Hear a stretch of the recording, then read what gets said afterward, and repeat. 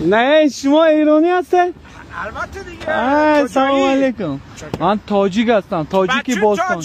من تاجیک. تاج سر تمام آریایی ها. 3 تا کشور باید یکی بشه. ایران، تاجیک. به جان مادرم قسم.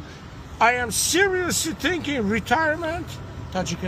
تاجیکستان. ما همه یک از ایرانی ترن. از ایرانی فردوسی رو بیشتر میشناسن، مولانا رو بیشتر میشناسن، فارابی رو بیشتر میشناسن. اون یکی چیه؟ مولوی همه اونجا جاشون اونجاست. بابا شادم از دیدارتون. اسمتون چیست؟ امان الله. امان الله. شما؟ شهرام خان. اسم اصیل ایرانی.